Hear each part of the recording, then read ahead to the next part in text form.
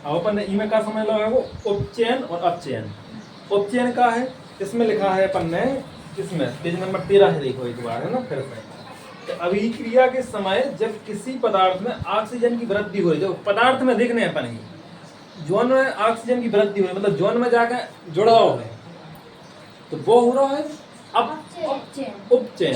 बढ़ रहा है उप उप मतलब ऊपर, जिनमें जोड़ है वही तो ऊपर जाए, समझ में आ रहा है ना। उप मतलब ऊपर।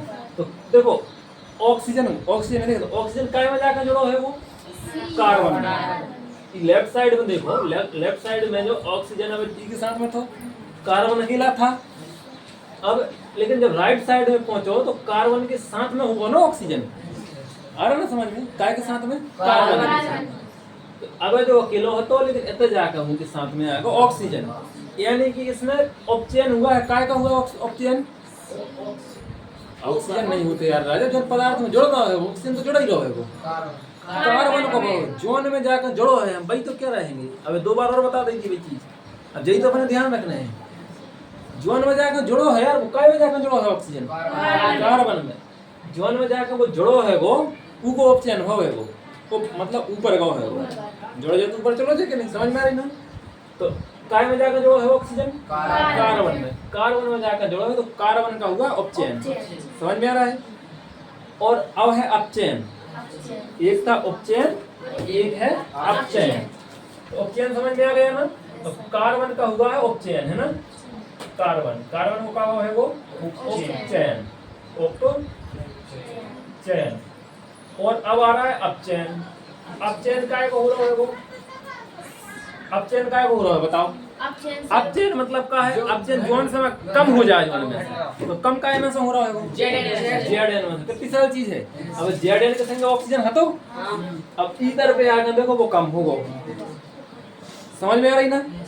तो जेडएन का क्या हुआ है अपचयन। जेडएन मतलब जिंक, वेरी गुड, आया समझ में।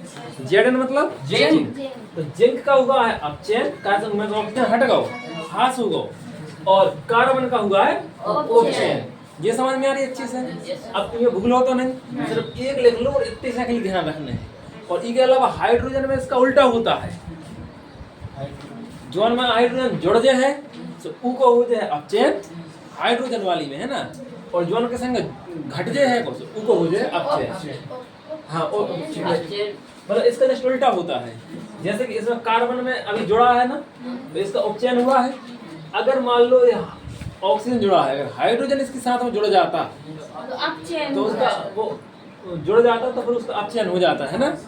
मतलब जस्ट उल्टा होता है, बस तुम्हें ये याद रखना है हाइड्रोजन के साथ में, ठीक है। तो इसे ध्यान रखना है। अभी के लिए सब तीन ग्रुप है। तो HCl है वो क्लोरीन में उपचयन हो रहा है, काय में हो रहा है क्लोरीन में।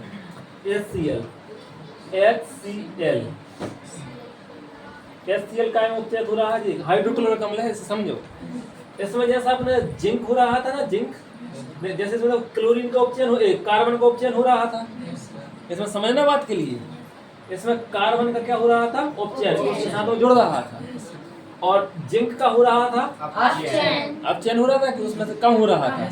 लेकिन हाइड्रोजन वाले में ऐसा नहीं होता, वो जो हाइड्रोजन तो है नहीं में जोन में कम हो रहा हो उनको उपचयन कहले है। अब पहले बताई थी ना कि हाइड्रोजन उल्टा हो देखो, अभी देखो जो हाइड्रोजन कहाँ अपचयन हो देखो, इनमें से कम होगा Cl में से करेंगे।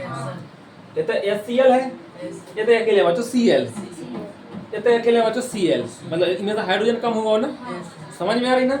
तो इनमें से कम होगा मतलब कि इसका हो गया उपचयन हाइड्रोजन के संकेत में। ऑक्सीजन में उल्टो होते हैं और ऑक्सीजन में हाइड्रोजन वाले में उल्टो होते हैं। समझ में आई, कोई दिक्कत तो नहीं है ना। इसमें समझे HCl में समझे, देखो इसमें Cl के सामने कम हो गया ना, यानी कि इसे अपन कहेंगे क्लोरीन क्या हो रहा है उपचयन। हाँ जोन से हट रहा है।